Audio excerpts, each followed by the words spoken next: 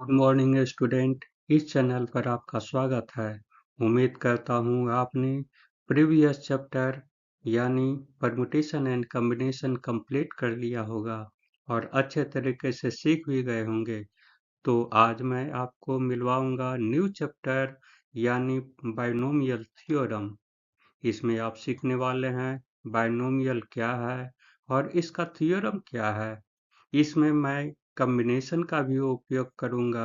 अतः आप इस चैनल पर नए हैं तो आप परमुटेशन एंड कॉम्बिनेशन पार्ट 4 जरूर देख लेना। इसे समझने में आसानी होगी।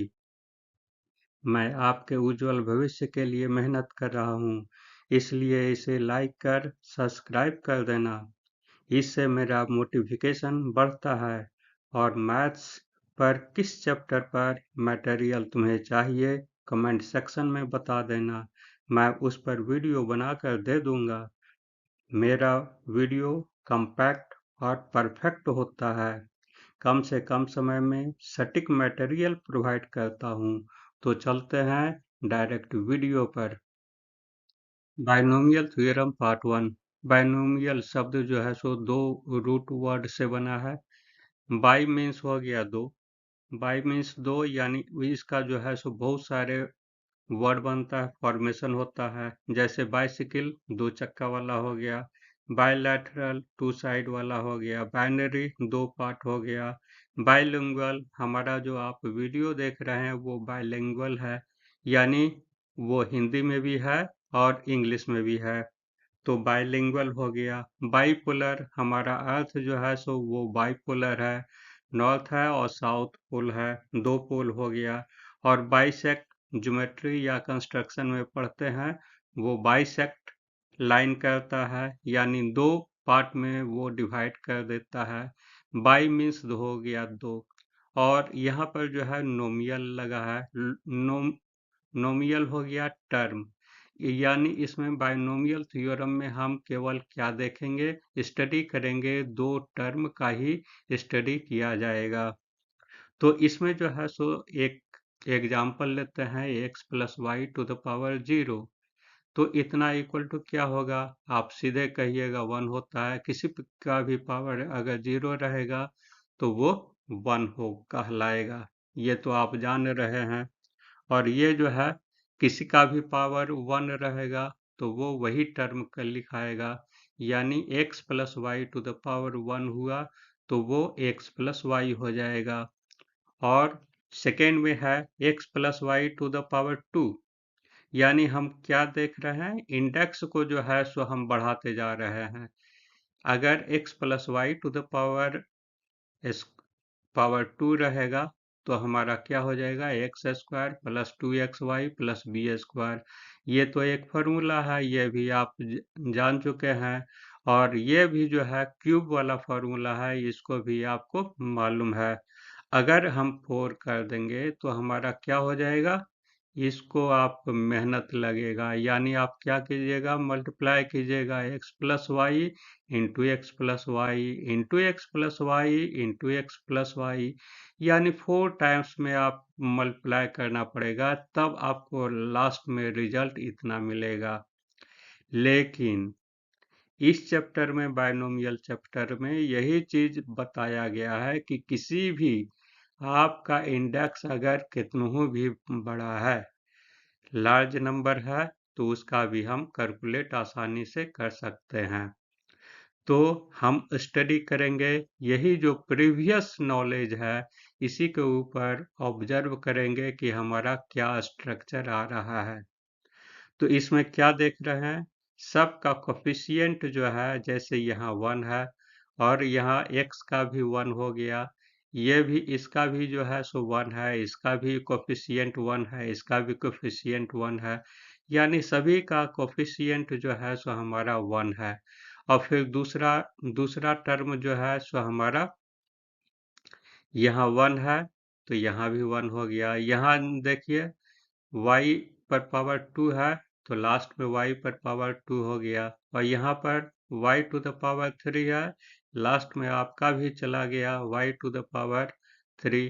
और यहाँ पर y टू द पावर 4 है तो y टू द पावर 4 यहाँ भी हो गया।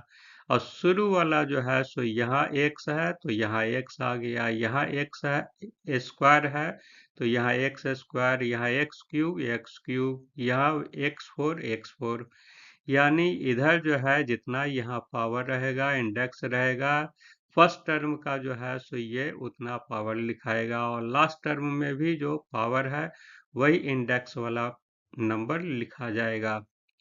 तो आप तो इतना समझ गए। अब दूसरा चीज है कि देखिए यहाँ पर जीरो है तो हमारा कितना टर्म हो गया, 1 टर्म हो गया।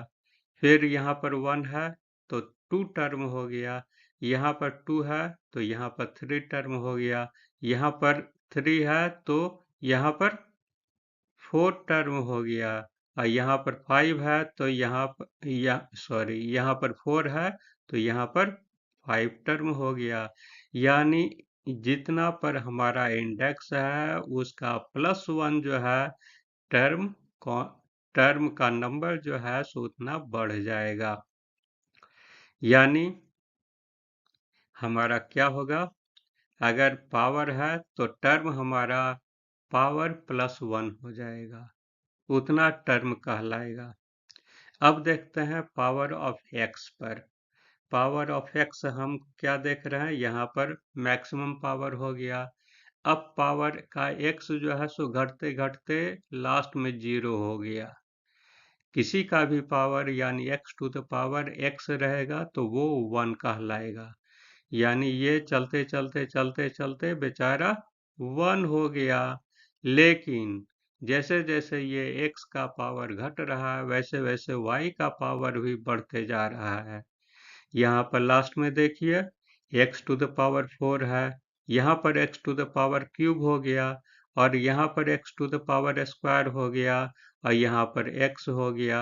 लेकिन यहाँ पर जैसे जैसे घट रहा है वैसे ही जो है y भी हमारा बढ़ते जा रहा है। यहाँ y है तो यहाँ y² हो गया, यहाँ y³ हो गया, यहाँ y4 हो गया। यानी एक घट रहा है, एक्स वाला फर्स्ट टर्म हमारा घट रहा है तो सेकेंड टर्म हमारा बढ़ रहा है। तो इतना आप समझ गए। अब देखते हैं कोफिशिएंट का। कोफिशिएंट कभी यहाँ 2 आया, कभी यहाँ 1 आया, कभी 4 आया, कभी 6 आया, कभी 3 आया, कभी 4 आया। ये ऐसा क्यों हुआ? तो इसमें भी एक लॉजिक है, इसको भी कंसीडर आप कीजिए, वो भी पता चल जाएगा। तो ये जो है लॉजिक जो है यही है कि इसमें जो है सो ये एक टर्म हो गया, ये टर्म हो गया, दोनों टर्म को जोड़ करके यहाँ पर लिखा गया। इसका कोफिशिएंट और इसका कोफिशिएंट जोड़ करके लिखा जाता है यहाँ पर। एक दूसरे का कोफिशिएंट है सो जुट जाता है। तो देखते हैं लास्ट वीडियो में। यानी अभी तक मैंने क्या देखा है यही कि जब पावर रहेगा तो उसका टर्म हमारा 1 बढ़ जाएगा। अब पावर ऑफ एक्स जो है सो डिक्रीज होते चला जाता है और पावर ऑफ वाई जो है सो इंक्रीज होते चला जाता है। अब जो है सो इंडेक्स जैसे जैसे हमारा बढ़ेगा वैसे वैसे नंबर भी हमारा बढ़ते जाएगा। और बीच में कोफिशिएंट का जो है क्या रिलेशन है वो जो है सो पास्कल साहब ने, एक मैथमेटिशियन था, वो पास्कल ने ये दिया और उसका जो है सो इस थ्योरी जो दिया है वो पास्कल ट्रायंगल कहलाता है। पास्कल ट्रायंगल में यही है, जैसे मान लिया जाए जब इंडेक्स 0 रहेगा तो वो 1 होगा कोफिशिएंट उसका, और दूसरा जो रहेगा उसका भी 1 और 1 हुआ, यानी 1 और 1 मिल करके ये 2 हो गया, और ये और इसका मिल करके यहाँ पर 3 हो गया, ये इसका 2 और 1 मिल करके यहाँ पर 3 हो गया, 3 मिल करके यहाँ पर 6 हो गया, ये 3 और 1 मिल करके 4 हो गया, ये 3 1 मिल करके यहाँ पर 4 हो गया। अब जो है सो इस तरीके से जो है ये 4 1 मिल करके यहाँ 5 हो गया, यहाँ 4 6 मिल करके 10 हो गया, 6 4 मिल करके यहाँ 10 हो गया। अब यहाँ पर जो है सो 4 1 मिल करके यहाँ 5 हो गया। अब इसी तरीके से अगला बार भी हम कर सकते हैं, ये दो दो का कॉम्बिनेशन करके फिर यहाँ पर आ जाएगा, यानी इसमें क्या हो जाएगा 15 होगा, इसमें क्या होगा 20 होगा, इसमें क्या होगा 15 होगा, इसमें क्या होगा 6 होगा। तो लास्ट में जो है सो हम मेरा 1 रहेगा कोफिशिएंट, और इसमें भी जो है सो शुरू और लास्ट में जो है सो 1 1 रहेगा। यही जो है हमारा क्या है पास्कल ट्रायंगल। पास्कल ट्रायंगल को जो है सो कॉम्बिनेशन के फॉर्म में हम कंसीडर कर रहे हैं, यानी परमुटेशन एंड कॉम्बिनेशन पार्ट 4 में जो है आप देखे होंगे कि कॉम्बिनेशन का जो है सो डिटेल में वो बनाया हुआ है। तो उसमें यही समझाया है कि एनसीआर रहेगा तो उसका जो है सो एन का फैक्टोरियल हो गया डिवाइडेड बाई आर फैक्टोरियल हो गया, और फिर इसको सब्ट्रैक्ट करके उतना का फैक्टोरियल कर देंगे एन माइनस आर फैक्टोरियल। और यहाँ पर जो है सो एन, जैसे मान लिया जाए इंडेक्स 0 है तो 0 C0 हो गया, इसको जो कैलकुलेट करेंगे तो हमारा 1 आएगा।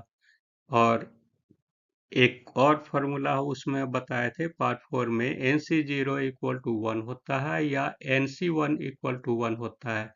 कहने का मतलब जैसे मान लिया जाए मेरे पॉकेट में 3 पेन है, तो 3 पेन क्या हुआ, मैंने उसको पिकअप कर लिया, तीनों 3 पेन है और तीनों को अब मैंने पिकअप कर लिया, मेरे पॉकेट में है, तो इसलिए NCN हो गया। यानी हमारा कॉम्बिनेशन कैसा हुआ, एक कॉम्बिनेशन हुआ, इसलिए 1 आया। और जैसे आपके पास अगर आपके पॉकेट में 3 पेन है और वो जो है सो मैंने एक पेन भी नहीं चूज किया है, एक पेन भी नहीं लिया है, तो वो कितना कॉम्बिनेशन बना, वो भी 1 बना, चूंकि आपके वो पॉकेट में है। तो इस प्रकार से जो है NC0 या NCN जब भी रहेगा उसका वैल्यू हमेशा 1 आएगा। तो यहाँ पर जो है क्या हम कह रहे थे, जब इंडेक्स 0 रहेगा तो 0C1 रहेगा, तो इसका वैल्यू 1 आएगा। उसी प्रकार से जब इंडेक्स 1 रहेगा तो उसका 1C0 रहेगा, यहाँ पर 1C1 हो जाएगा। यहाँ पर यहाँ पर क्या देख रहे हैं, n का वैल्यू जो है सो हमेशा कांस्टेंट है, और ये जो है r का वैल्यू जो है सो हमारा इंक्रीज करते जाएगा। r का वैल्यू 0 है, जैसे लास्ट में हम क्या देखे हैं, यहाँ 5 है, यहाँ 0 है, 1 2 3 4 5 इस प्रकार से इंक्रीज कर रहा है। तो उसी प्रकार से जैसे मान लिया जाए 5C2 है तो इसको कैलकुलेट करेंगे तो हमारा 10 आएगा। तो यही हुआ कॉम्बिनेशन का कॉन्सेप्ट, किसमें, बायनोमियल थ्योरम में।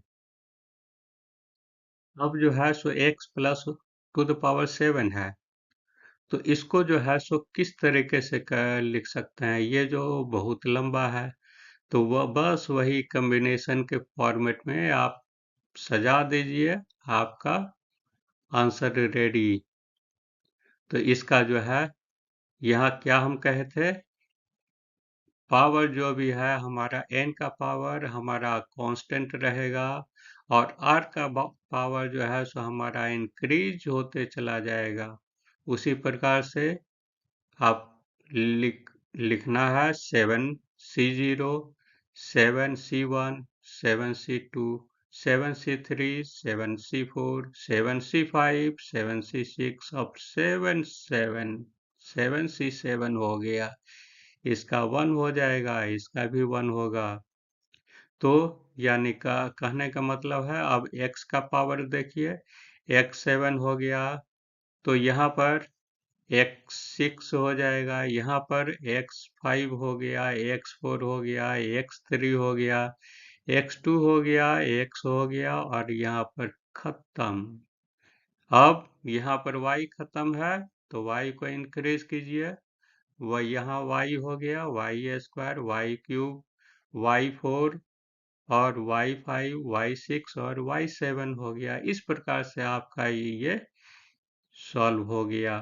तो इसी को जो है सो हम ये थ्योरम के फॉर्मेट में इस तरीके से लिख सकते हैं, और इसी को जो है सो हम बाइनोमियल थ्योरम कहेंगे। और इसको हम किस तरीके से लिख सकते हैं, a plus b to the power n हो गया, n c0 n c1 हो गया, n c1 n to the power n minus one into b, n c2 n to the power n minus two, n c b square हो गया, n c3 a to the power n minus one b to the power cube. अब बढ़ते चला जाएगा। अब n-1 यानी last में क्या होता था, यहाँ पर जो है ये वही है, यहाँ भी रहेगा। तो यहाँ से एक ये घट गया, इसीलिए जो है सो यहाँ पर n-1 हो गया, a into b to the power n-1 और n into b to the power n। यही जो है सो बाइनोमियल थ्योरम है। और इसी पर सारा प्रॉब्लम इस एक्सरसाइज का, इस चैप्टर का जो है सो हम सॉल्व करेंगे। तो अगले वीडियो में फिर मिलते हैं। Thanks for the watching the video. Like कर इसको सब्सक्राइब करें और नोटिफिकेशन पाने के लिए इसे बेल आइकन भी दबा दें।